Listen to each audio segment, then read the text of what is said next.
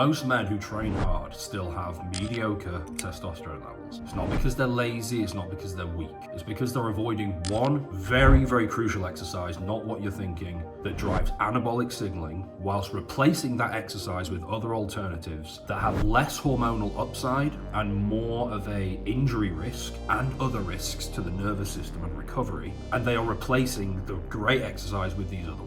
So here's the pattern that I keep seeing. You train hard, you do your squats, deadlifts, bench press probably, you're in the gym, you're disciplined, but for some reason your testosterone's still flat, it's still sub 500, sub 400, and it's not going up. Your recovery's not great, your physique potentially isn't improving, and the testosterone, the labs certainly aren't improving, and the advice is simply, you're fine, just you need to keep training harder, keep lifting heavier, but you know deep down that that's not getting you anywhere. Here's the truth, guys. Testosterone isn't maximized by ego lifting or hitting 1 rep maxes on the bench press or grinding reps under spinal compression and wrecking your knees. Truthfully, it's more about total muscle fiber recruitment, time under tension, and also systemic stress without completely overloading your nervous system. Systemic stress whilst being able to recover on a consistent basis. And this is where most guys get it backwards. They're choosing exercises that look masculine. Masculine? No.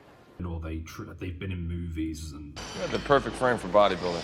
They've been portrayed as being masculine, but they're not actually that great in terms of the androgenic signaling. There's better exercises you can do. So what is this exercise? It's not dumbbell lunges. I've done another video before on that. This exercise is going to be better in terms of the vast majority of you guys watching. This is going to be better than traditional deadlifts and squats, because it gives the same full body stimulus without the injury risk. It's nowhere near the same, and without the complete overload of the central nervous system. If you do deadlifts for 3 rep maxes and squats for 5 rep maxes, the injury risk is very high, your knees, your lower back, and your nervous system is overloaded. You now need a week to recover from this, especially if you're in your 40s or 50s. That's not optimal. You want to be training your legs twice a week for optimal testosterone production and long-term cortisol control, chronic cortisol control. You don't want to be having to recover for an entire week. It's not very efficient. Well, I was using the leg press at the gym. Plus, on top of this, it's also good for the androgen receptor sensitivity and density because the traps are getting hit. So what is this exercise? Stiff-legged deadlifts. And not just stiff-legged deadlifts, high rep stiff-legged deadlifts.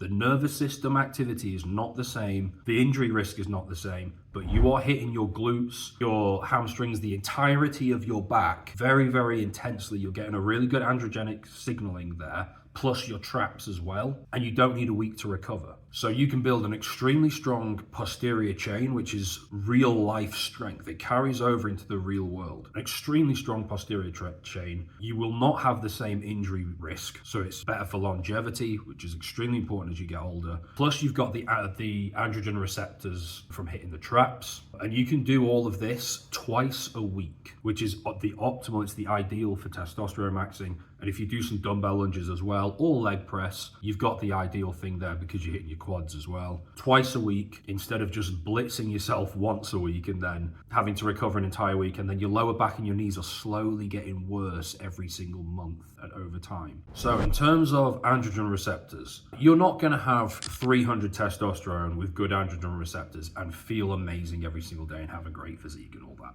But it can make a big difference if you're comparing two guys, two versions of you, two twins, let's say. You've got a 600 testosterone guy and a 400. The 600 guy with weaker androgen receptors, they're not as sensitive, there's not as many of them. He could feel worse and perform worse than the guy at 400 testosterone with really optimal androgen receptors. And this is where training stiff leg deadlifts, doing some heavy shrugs afterwards can make a huge difference for your androgen receptors. If you're going to do shrugs afterwards, I would suggest as you start to get stronger, you might want to get some wrist wraps so that you can wrap them around the bar and lift far heavier weights so that your grip is not the limiting factor. So you can get heavier and heavier, and then your traps will get bigger and you'll have more of that androgenic signaling. And this is in addition to stiff-legged deadlifts. And this can really start to make more of a difference as your testosterone is in the sort of 400 to 800 range. You'll feel it more and more if your androgen receptors are on point. Also creatine and L-carnitine post-workout. Big question is, how many reps should we do? How many reps, what sort of rep work are we talking? We're not talking triples. We're not talking trying to hit 1 rep maxes on the deadlift that does nothing. It's pure ego. We're not doing 3 rep maxes, 5 rep maxes, stuff that's just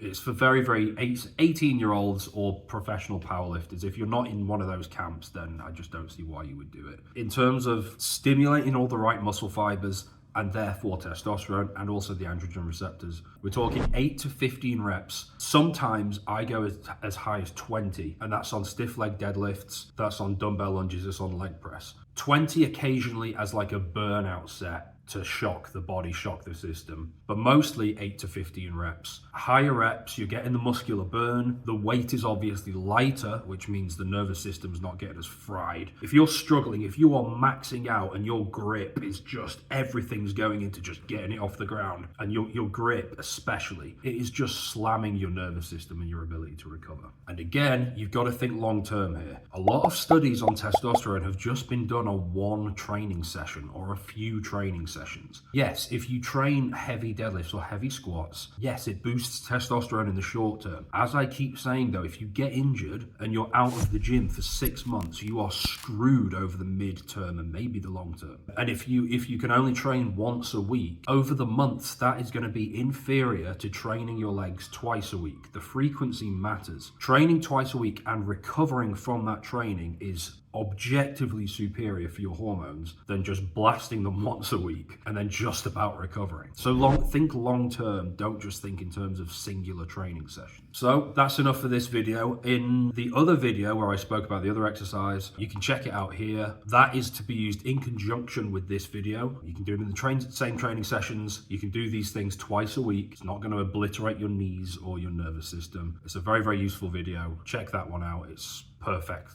complement to this one.